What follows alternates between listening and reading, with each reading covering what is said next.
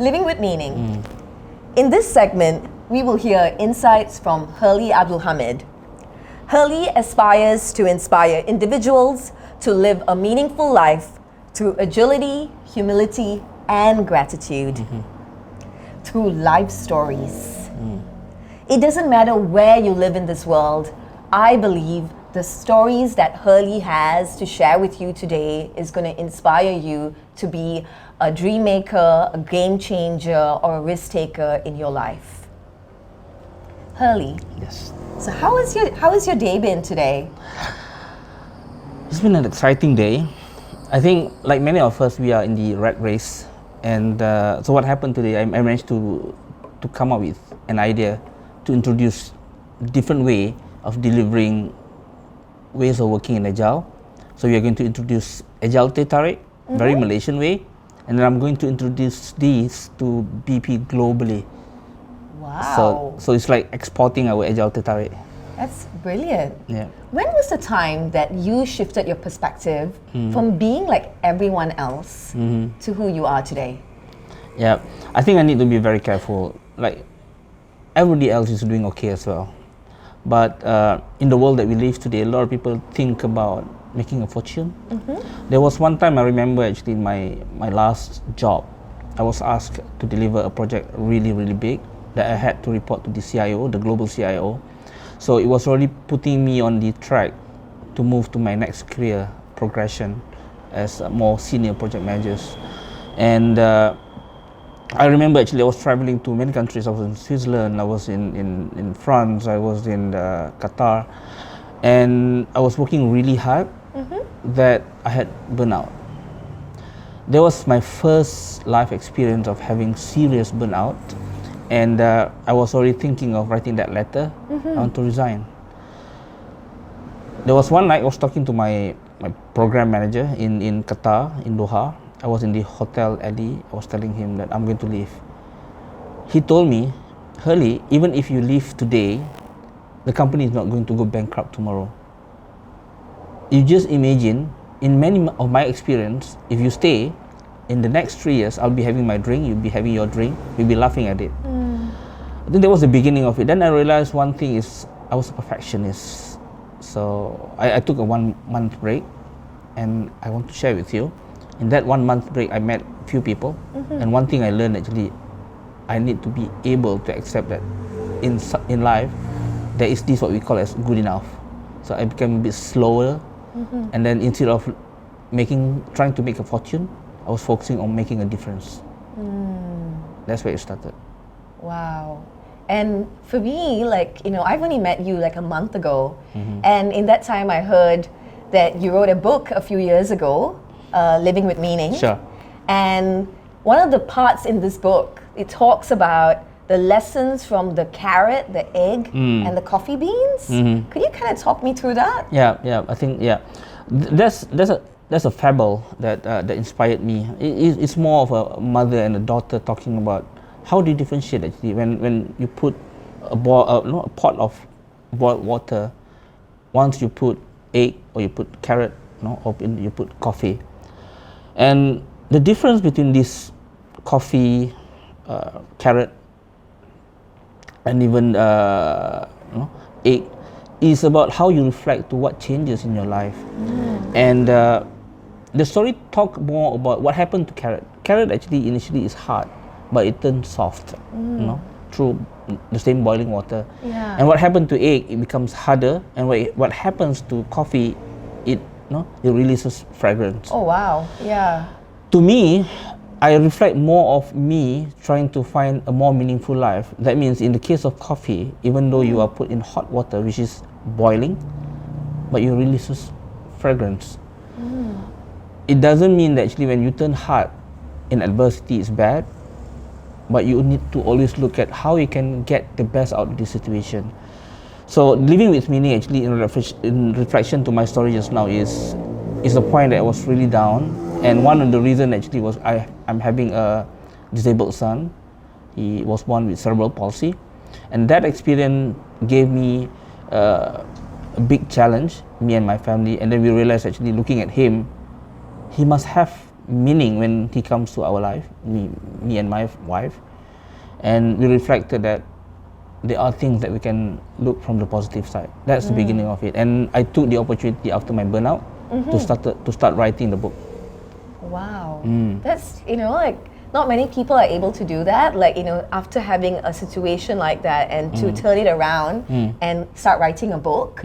That is just very inspiring, and I think this book is now, you've done it for not just for your son but also for the Spastic Centre, right? Yes. What's that bit about the Spastic Centre and how is that connection? Correct, yeah. This is where making a difference or becoming a game changer or dream maker comes. If I look at my son, let me just share with you, Hema. My son cannot walk. That's quite common, but he cannot talk. Gets more complicated. He cannot see. He's blind. Even worse, he cannot even eat. He is now bedridden. Throughout his life, throughout our life, doctor has pronounced him like 3 or 4 times that we just need to let him go. But the stubborn Herley, actually, I said that no, we'll do whatever we can. As a result, actually, I went to Beijing to do stem cell in military hospital. My son was the first patient in Malaysia to go through stem cell treatment in Malaysia for brain injury, and I did all sorts of things. So these are all stories that we went through. And what I realized actually out of doing all this, we have not seen our son waking up and then start walking. What we see actually, it gets us as a family closer. If you look at adversity, I'm looking at how do you bring in advocacy into adversity. So what I did was actually I dedicate the book where 100% of the royalty goes to the Spastic Centre of Selangor and Federal Territory, which is the largest in the country. And that school is where my son had his first education in his life. Yeah. And that's your personal life, and then at work you are also doing this thing, or you're trying to also inspire people to be agile way of living or agile living. Is that what you're trying to do? So what's that mean and what's that all about? Yeah. The story is actually before I joined my current organization, I was with another organization. They were a competitor, and when I wrote the book, it was globally recognized by my previous employer. And that's where I started bringing in the book as part of what I'm doing. You don't find many agile coach like me actually who goes and then start talking about life when you're supposed to be talking about sprints, about scrums and all these methods in in project delivery. So what I've done, I bring my personal story, because reflections of living with meaning means you're focusing on values. We are living for many people, they are living this plan-driven life. Meaning, they want to go to school at a certain age, they want to get degree, graduate at a certain age, get married at a certain age, have children and so on. So plan. Can you really plan in the days that we are living today? It's getting more and more difficult. The only thing that keeps coming back to us are changes. So one of the key things that maybe you, as your experience in Agile and Scrum as well, I'm sure, I'm sure you know that, we respond to change over following a plan. So Agile Living, in extension to my living with meaning, is actually how do you focus on meaning. So instead of, as I mentioned, instead of making a fortune, we are making a difference. And if you look at the economic model that we are living today, it's no longer about wealth because of your inheritance. It's not because of where you're coming from, but what values you bring. And as a result, actually, we are talking about making a difference even at corporate level. So if I bring my personal story into corporate level as what I'm doing now, people find it's more inspiring. And Agile is about transforming people. Do you think people want to transform if there is nothing that touches their hearts? I personally think it is very helpful, very useful to bring in that human touch. That's where Agile and Living, I marry both of them together. And yeah, I'm quite positive actually it's going to work.